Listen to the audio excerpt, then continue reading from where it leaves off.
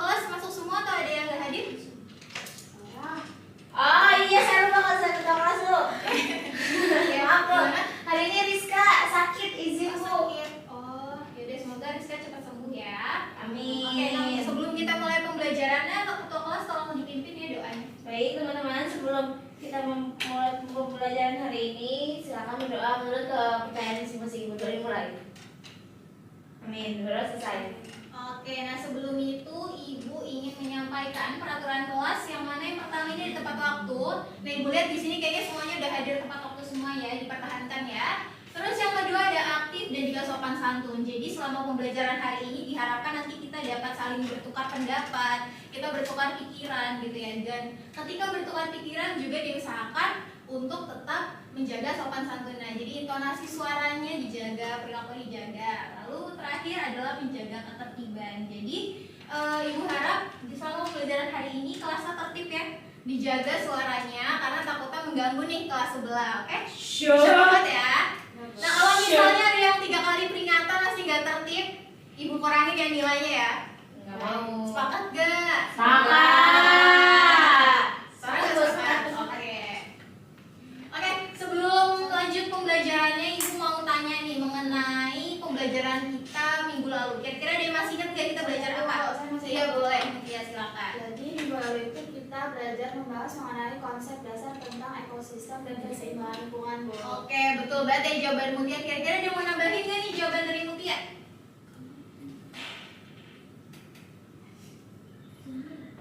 Oh iya Bu, saya nambahin Bu. Jadi kemarin itu kita juga membahas lebih lanjut mengenai pemahaman dari lingkungan hidup, sama juga dikenalkan terkait faktor-faktor yang dapat mengganggu keseimbangan lingkungan.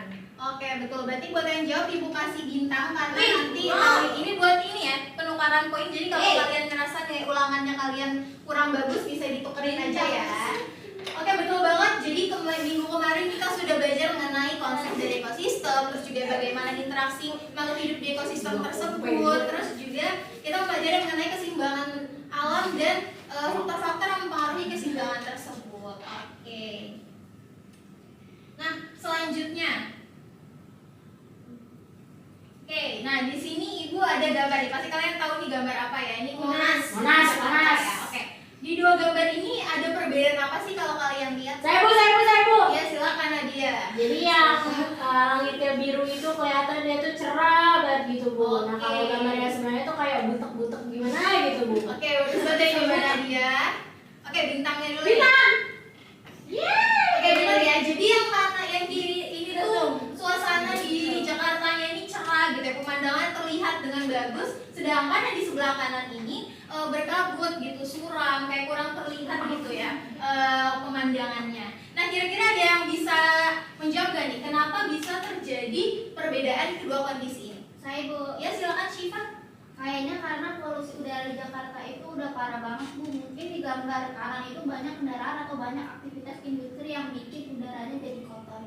Oke, nah menarik nih. Menurut Syifa katanya itu dikarenakan adanya asap kendaraan sama asap dari aktivitas industri. Nah kira-kira Ibu pengen nanya nih, kenapa Syifa bisa menjawab hal itu? Emang apa hubungannya antara asap kendaraan dan industri ini dengan kondisi Jakarta di sebelah kanan ini? Soalnya kendaraan dan pabrik itu ngeluarin asap kayak karbon dioksida dan juga gas kotor lainnya. Nah, kalau jumlah kendaraan banyak dan industrinya nggak dikontrol ya otomatis udaranya jadi tercemar Bu. Makanya langit kelihatan abu-abu dan buram kayak di gambar. Oke, bagus banget ya, betul. Keren nih jawaban Syifa. Oke, karena jawabnya 2 kali berarti bintangnya 2. Ya curang. Ayo kita ini ya, kalian jawab lebih banyak lagi. Baik. Oke. Nah, selanjutnya nih ada pertanyaan lagi nih. Kira-kira kalau misalnya polusi udara atau pencemaran udara seperti gambar yang di kanan ini terus berlangsung nih tanpa adanya solusi dari pemerintah atau bahkan dari kitanya sendiri, apa sih dampak yang dapat terkena gitu kepada kita? Karena kita kan penduduk DKI Jakarta ya, kita tinggal di Jakarta. Kira-kira apa dampaknya? Saya Bu, Ya silakan. kalau Aisyah. terus-terusan kayak gitu udaranya jadi nggak sehat, terus orang-orang yang tinggal di Jakarta bisa kena penyakit, terus tumbuhan juga bisa mati Bu karena polusi. Oke, gimana? Ada yang mau nambahin lagi yang lain? Biar Saya dapat mau bintang? nambahin Bu. Oke, silakan Yunila. Kalau lama-lama itu bisa mengganggu keseimbangan alam juga Bu. Jadi nanti lingkungannya itu udah nggak nyaman lagi. Oke, betul banget ya jawaban Winila, ini bintangnya. Oke, betul ya. Jadi kalau misalnya polusi udara ini nggak cepat diatasi, nanti lama-lama akan makin parah. Bahkan bisa sampai sekolah ini ditutup gitu, karena saking parahnya polusi udaranya. Oke, nah berarti secara nggak langsung kalian udah mengetahui ya bahwa lingkungan di DKI Jakarta ini dengan yang sekarang sama yang dulu itu sudah berbeda gitu. Terjadi perubahan lingkungan di DKI Jakarta. Nah, dari chit-chat kita tadi di awal kira-kira udah ada yang bisa nebak nggak kita mau belajar apa nih hari ini? Perubahan lingkungan tuh. Oke, betul. Bintang. Oke, kita akan belajar mengenai perubahan lingkungan. Nah, tujuan pembelajarannya nanti setelah pembelajaran hari ini diharapkan kalian ini dapat mengidentifikasi penyebab perubahan lingkungan, terus juga menganalisis dampaknya terhadap kehidupan dan juga keseimbangan ekosistem, serta kalian dapat merancang solusi baik itu untuk mengatasi maupun untuk meminimalkan dampak dari perubahan lingkungan. Oke, perubahan lingkungan. Kira-kira ketika kalian mendengar istilah ini apa sih yang ada di pikiran kalian? Ya silakan Mutia. Jadi perubahan lingkungan itu seperti cuaca yang berubah atau udara di bawah. Oke, betul banget ya jawaban Mutia. Di bintangnya. Oke. Maksud dari lingkungan dalam hal ini itu apa sih? Ada yang tahu? Saya Bu, Ya silakan Nashwa. lingkungan di alam sekitar itu kayak hutan, terus laut, terus udara gitu. Oke, betul ya Nashwa jawabannya. Oke, kalau tadi dari pembahasan kita di awal itu kan perubahan lingkungan itu lebih mengarah ke hal-hal yang negatif ya, yang merugikan. Nah, Ibu ingin bertanya, apakah emang semua perubahan lingkungan itu sifatnya itu negatif atau merugikan, atau ternyata ada yang memberikan dampak positif gitu? Saya mau jawab Bu. Iya, silakan. Jadi itu nggak selalu buruk Bu. Ada juga perubahan lingkungan yang terjadi secara alami dan malah bermanfaat. Contohnya itu seperti tanah kosong yang malah menjadi hutan. Nah itu tuh bisa bikin udara lebih bersih dan banyak makhluk hidup bisa tinggal di sana. Nah tapi ada juga perubahan yang disebabkan manusia, misalnya karena kayak banjir, terus karena saluran airnya itu tersumbat sampah. Nah kalau yang kayak gitu tuh jelas merugikan karena bikin susah warga sekitar. Oke, betul banget ya jawaban Sarah. Yeay. Nah, di sini ada pengertian dari perubahan lingkungan ya. Tadi yang merupakan suatu proses yang menunjukkan adanya pergeseran, gangguan, terus juga modifikasi terhadap kondisi alam yang semulanya ini seimbang menjadi tidak seimbang akibat berbagai faktor. Nah, untuk faktornya di sini itu ada dua, yaitu ada yang disebabkan oleh alam, ada juga yang disebabkan oleh aktivitas manusia. Nah, ada yang mau ngasih contoh nggak nih? Kira-kira yang aktivitas manusia itu contohnya kayak apa? Kayak tadi tuh apa tuh di awal tuh? Banjir. Iya, menebang pohon bisa. Terus ada lagi? Buang sampah sembarangan. Barangan.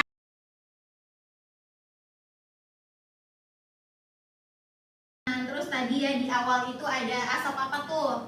Polusi udara. Iya ya, polusi udara yang disebabkan oleh asap kendaraan seperti itu. Nah, terus kalau untuk yang alamnya, Gunung Gunung ya, meletus. contohnya itu ada gunung Longsor. erosi.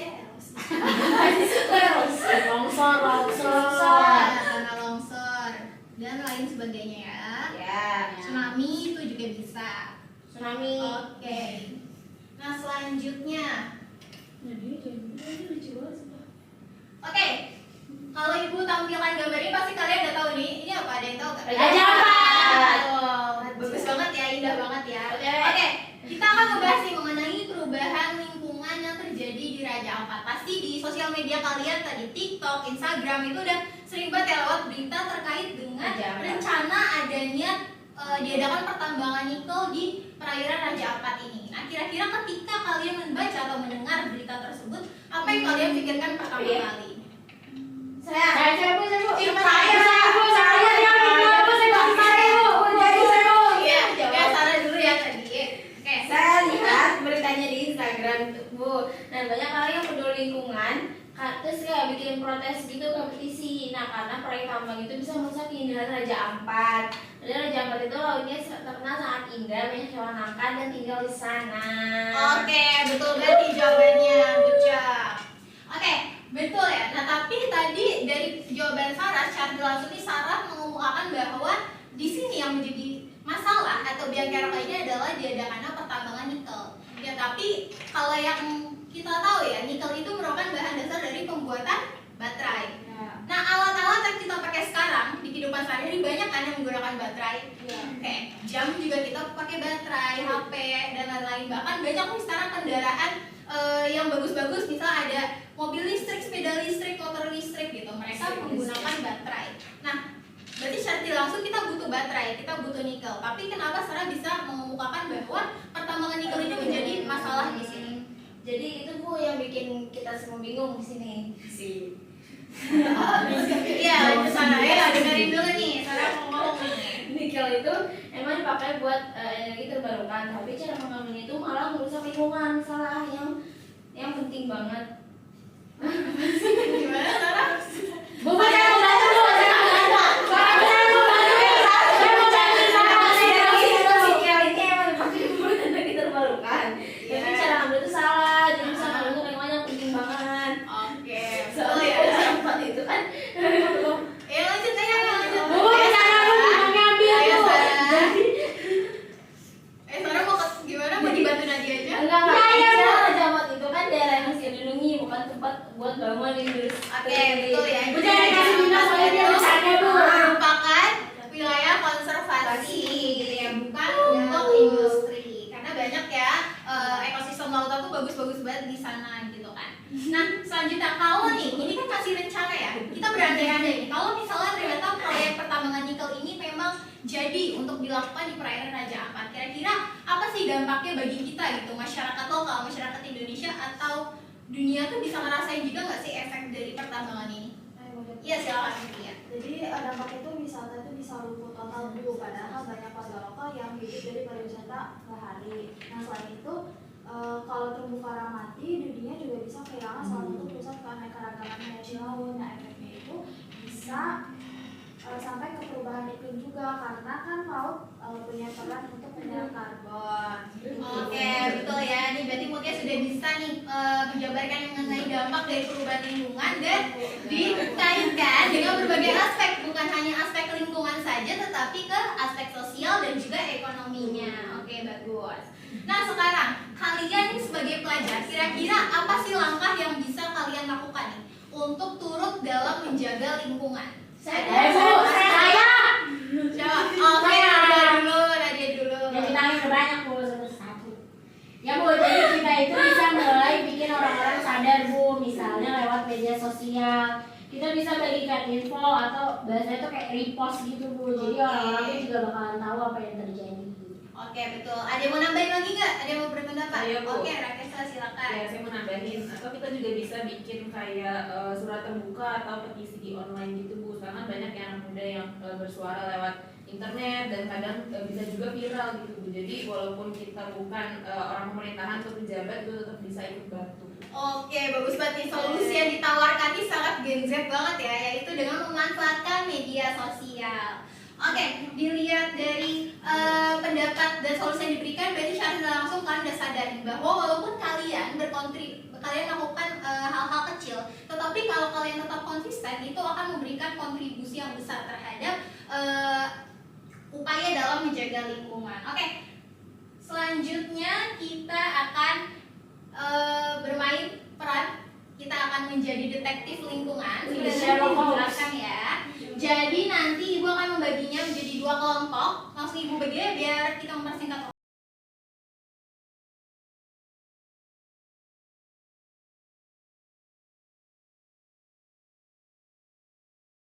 Dan juga Syifa. Oke, di dalam map coklat ini itu berisi kasus berita mengenai perubahan lingkungan yang terjadi di Indonesia. Nah ini kasusnya berbeda ya antara kelompok 1 dan 2. Jadi kalian nanti investigasi, kalian tentukan nih faktor penyebabnya apa, lalu dampaknya seperti apa, dan kalian coba untuk rancang solusinya. Nah untuk hasil investigasinya nanti bisa kalian tulis di lembar di LKPD-nya, udah di dalam map juga. Dan di LKPD-nya juga kalian tuliskan nih nama anggota kelompoknya dan juga peranan dari anggota tersebut. Misalnya Mutia job desk-nya dalam investigasi ini apa, oke? Oke Bu. Oke, ibu bagikan saya langsung ya. Ini kelompok 1, ini kelompok 2. Nah, untuk waktu diskusinya kita buat 3 menit. Cukup Bu, cukup Bu. Iya.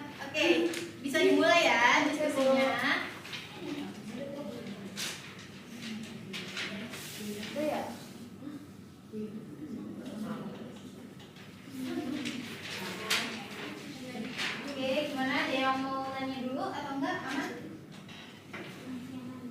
Terus aku dapet bintang. Saya juga belum. Saya juga belum. Saya juga belum. Masih yang pertama belum. Yang kedua. Nih, Maaf ibu, masa lupa nggak gak lihat? Dia iri masa dia punya bintang pot. Oke, ayo Jenderal ya. diinvestigasi nih kasusnya nih. Iya, dia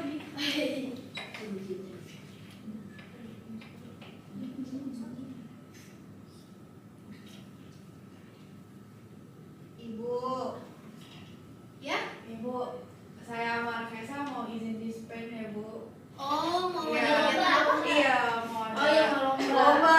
Lomba. Soalnya saya udah masuk ibu Oh, kemarin. keren banget ya. Udah boleh. Semoga menang ya lombanya. Semoga menang. Semoga menang. Semoga menang. Semoga menang. Ayo, nanti pas gabung kelas sebelah. Oke, semangat ya lombanya. Semoga menang. Semoga menang. Semoga Ayo, menang. Sarah, Nadia, peringatan 1 ya. Oh, Ya, iya. 2. Ayo. Beda aja udah selesai, tadi kan mereka bantuin dulu. Iya. Gimana? Ada kesulitan nggak? Ada, Bu. Sulit banget. Sulit. Ya. Ya, oke. Di sini Ibu punya 3 ada kartu clue Tinggal ya. satu nomor lagi nih, Bu. Nggak kejawab-jawab. Untuk clue menyelesaikan solusi, dampak dan juga penyebab. Tapi kalian cuma boleh ambil 1 clue aja. Siapa mau? Jadi kalian sendiri mau ngambilnya clue tentang apa? Mau penyebab, solusi atau dampak kalian ambil sendiri. Ayo, boleh perwakilan maju. Dipikirkan baik-baik ya. Semuanya Contohnya, Nat. iya, kesulitannya adanya di mana? Semuanya Nat. Nggak boleh dong. Salah satu aja, kesulitan di mana? Oke. anak manusia kehilangan pijak. Manusia bukan hanya alam. Ada kesulitan Tapi nggak? ada Ada satu ceritanya? lagi. Asik. Ada mau ceritanya nggak nih? Enggak, Bu. Aman? Memiliki siapa, Bu? Oke. Kalau memang cocok. Bisa. Oke, waktunya tinggal 1 menit lagi ya. Udah selesai, Bu. Selesai. Easy, Nah, easy. satu udah ngomong dulu udah selesai. Lagi dapat- Mantap banget, keren banget ya, cepet Dapat ngerjainnya. buku card kayak gini saya tambah Oke. ya, Bu. Easy, asik. Asik, oke keren. Ayo, Bu. Oke, kita lanjut ke presentasi aja ya. Oke, kelompok mana yang mau maju dulu? Satu. Ayo. Nanti yang enak disiplin. Dibacakan ya. Jadi Ya. kasusnya di sini ada banjir bandang dan longsor yang berulang di Sumedang dan kabupaten lain akibat deforestasi. Jadi ada faktor utamanya di sini soalnya. Ada deforestasi atau penebangan hutan secara besar-besaran, lalu ada curah hujan tinggi, lalu ada pengelolaan yang baik. Lalu di sini dampaknya terhadap ekosistem, ada ekosistem hutannya rusak, kualitas tanahnya menurun, terus masyarakat juga mengalami kerugian material, lalu infrastruktur seperti jalan, jembatan, dan fasum itu rusak. Lalu rancang strategi atau solusi yang efektif ada rehabilitasi, penegakan hukum, dan juga pembangunan sistem peringatan dini dan jalur evakuasi untuk meminimalisir korban saat terjadi bencana. Itu Ibu. Oke, tepuk tangan dulu buat kelompok 1. Tepuk tangan dong. Mantap banget ya, hasil investigasinya udah lengkap banget nih. Ayo kita dengarkan dulu. Oke, jadi kasusnya ini adalah seputar bencana alam banjir bandang dan juga tanah longsor berulang yang terjadi di Sumedang dan kabupaten lain akibat deforestasi. Nah, kasus ini tuh belum lama terjadi ya. Kemarin di awal tahun sempat terjadi, mungkin sanak saudara atau kampung kalian nih di daerah yang terdampak ini. Oke. Nah, menarik banget tadi hasil investigasinya. Ibu tapi pengen nanya nih, tadi kan berarti ada penyebab utama ya dari adanya banjir bandang dan juga tanah longsor ini adalah salah satunya deforestasi.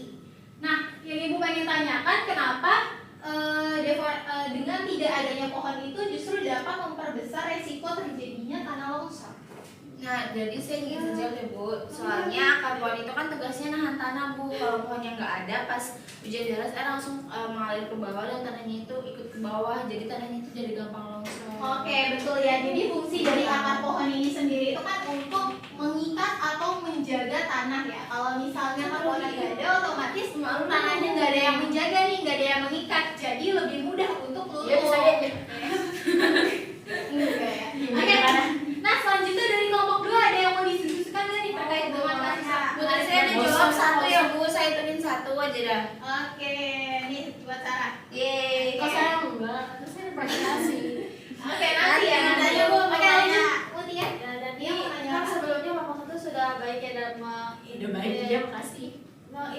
investigasi kasus ini, namun saya merasa solusi dari kelompok 1 itu belum cukup membantu masyarakat.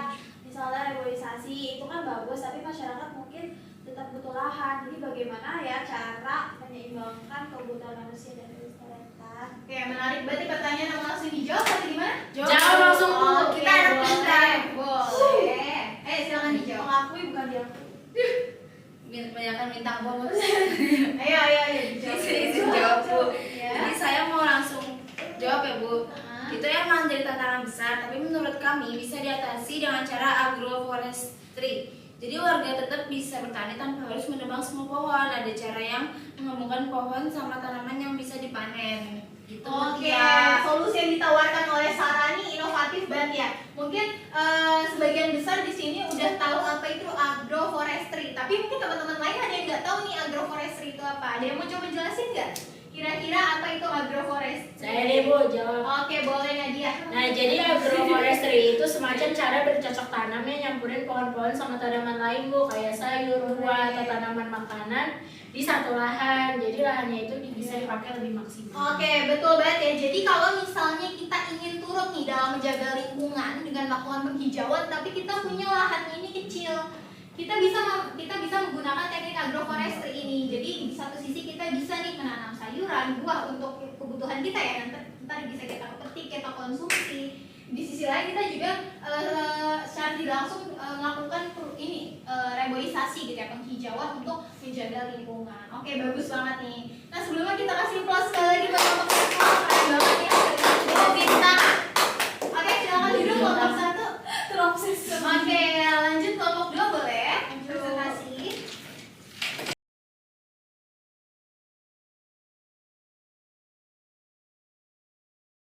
Mau pamer. 3. Ayo, Sarah duduk dulu di tempatnya. Ya, bener nih.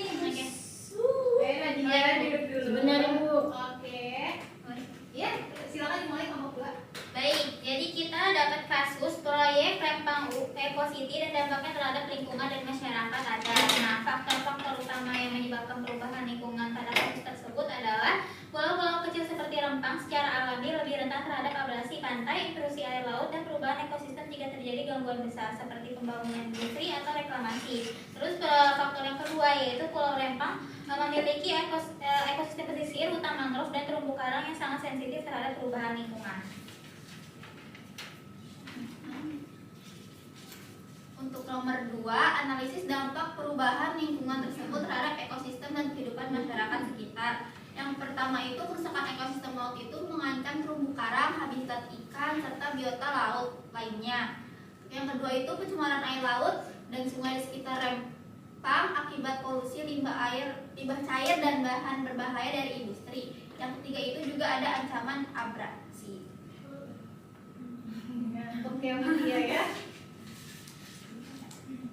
Nomor 3 selanjutnya rancang strategi atau solusi yang efektif dan berkelanjutan untuk mengatasi perubahan lingkungan pada kasus tersebut. Dan strateginya itu bisa menekan risiko pembangunan berkelanjutan dengan meminimalkan eksploitasi sumber daya alam. Kemudian untuk strategi yang kedua itu melibatkan masyarakat adat secara aktif dalam setiap tahap perencanaan dan pelaksanaan proyek. Oke, sudah? Sudah, Bu. Oke, kita beri applause dulu buat kelompok 2. Mitigasi sama Kasipa gak kalah menarik ya sama kelompok 1, yaitu mengenai proyek pembangunan Rempang Eco City. Nah, proyek Rempang Eco City ini lebih berfokus kepada pengerukan air laut dan juga reklamasi. Nah, Ibu pengen bertanya nih, kira-kira apa sih dampak dari jika dilakukannya pengerukan dan juga reklamasi itu secara terus-menerus dan tidak dikontrol gitu? Kira-kira apa dampak yang terjadi pada lautnya? Ada yang mau jawab? Saya jawab. Oke, Nila boleh. Menurut saya lautnya itu bisa tercemar dan terumbu karang juga bisa mati. Nah, nanti ikannya juga bisa pergi dan air laut bisa menjadi panas dan pantai bisa hilang karena abrasi. Oke, betul banget ya jawaban dari Yonila. Nah, tadi dari sepanjang diskusi ini Ibu mendengar kalau misalnya dampak yang kalian fokuskan ini lebih ke dampak ke lingkungannya. Nah, yang Ibu ingin tanya, apakah proyek pembangunan Rempang Eco City ini emang hanya berdampak ke lingkungan atau berdampak juga nih ke masyarakat? Kira-kira ada yang mau menjawab atau menyampaikan pendapatnya? Ibu, saya mau berpendapat. Oke, boleh Nadia, silakan. silakan. Jadi menurut saya itu tetap berdampak ke masyarakat lokal ya Bu, karena secara tidak langsung mereka kehilangan mata pencarian utama kayak nelayan. Jadi apa namanya, karena kan dia bergantung pada ekosistem laut dan juga pesisirnya. Oke, betul ya. Jadi tidak hanya aspek lingkungannya saja, tetapi sosial ekonominya juga ikut terdampak. Nah,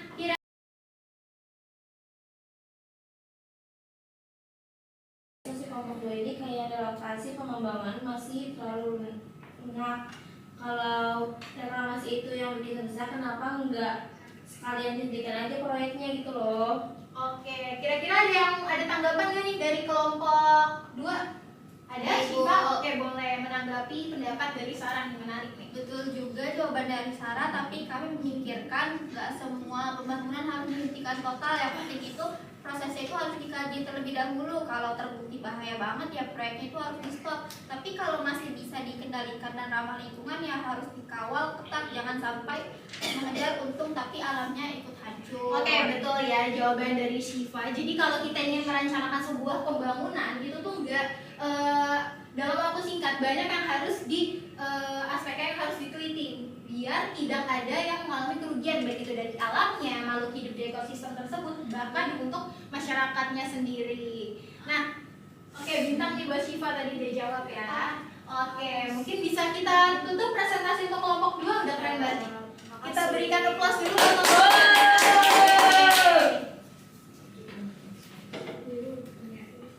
Oke, jadi tidak rasanya ini kita udah ada di akhir pembelajaran. Nah, Ibu ingin minta bantuan nih kepada anak-anak, ada nggak nih yang mau mencoba untuk menyimpulkan pembelajaran hari ini? Saya mau coba. Oke, boleh Mila. Jadi dari pembelajaran hari ini saya menyimpulkan bahwa perubahan lingkungan itu bisa terjadi karena dua hal, yaitu faktor alam dan faktor manusia. Tapi dari kasus yang kita bahas, kebanyakan justru disebabkan oleh aktivitas manusia seperti deforestasi tambang dan reklamasi. Itu juga bisa bikin bencana kayak banjir, longsor sampai rusaknya ekosistem laut. Oke, ada yang mau menambahkan kesimpulan lagi nggak? Saya mau nambahin dikit Bu. Oke, Jadi perubahan boleh. lingkungan itu juga nggak berdampak ke alam aja, tapi juga ke manusianya. Oke, betul ya. Berarti hari ini kita membahas nih mengenai perubahan lingkungan, mulai dari konsep, terus juga faktor penyebab ya, tadi ada 2, manusia dan juga alam. Lalu ada juga kita mempelajari mengenai dampak-dampaknya serta solusi untuk mencegah maupun untuk meminimalisir dampak dari perubahan lingkungan. Nah, dari pembelajaran ini kita tahu bahwa perubahan lingkungan itu tidak terjadi dengan sendirinya. Kebanyakan justru terjadi karena dengan campur tangan manusia yang tidak bijak gitu dalam menggunakan sumber daya untuk memenuhi kebutuhan diri sendiri gitu. Nah, ya, oke. Yang harus kita ingat kalau misalnya kita melakukan suatu aksi itu akan ada dampaknya. Misal kalian mencabut ya atau menebang suatu pohon, tapi kalian tidak menanamnya kembali, maka secara tidak langsung kalian itu akan memperbesar gitu kemungkinan untuk terjadinya bencana tanah longsor. Nah, ketika kalian bisa buang sampah nih ke perairan maupun buang limbah atau buang zat-zat terlarang gitu ya, secara tidak langsung kalian itu menjadi pembunuh ekosistem laut yang sudah terbentuk selama ribuan tahun lamanya. Dan kalau kalian tidak turut gitu ya untuk memberhentikan gitu aksi kalian dalam merusak lingkungan, maka nantinya akan berdampak ke kalian sendiri, akan jadi bumerang karena apa yang dimulai oleh manusia akan diakhiri juga ke manusia itu sendiri. Oke. Nah, di sini ada kuis. Nanti kuis ini Ibu buka untuk 3 hari ya aksesnya, Senin, Selasa, dan Rabu. Jadi Rabu pukul 23.59 itu akan Ibu tutup aksesnya. Nanti linknya akan Ibu cantumkan di grup WA ya. Baik Ibu. Baik Bu. Baik, sekian pembelajaran hari ini. Jangan lupa minggu depan kita ada ulangan harian. Oke Bu. Pembelajarannya itu kali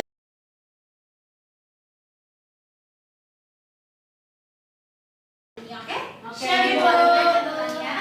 Oke, sekian Ibu undur diri. Wassalamualaikum warahmatullahi wabarakatuh. Waalaikumsalam warahmatullahi wabarakatuh. Kayak tadi kejar-kejar, woy.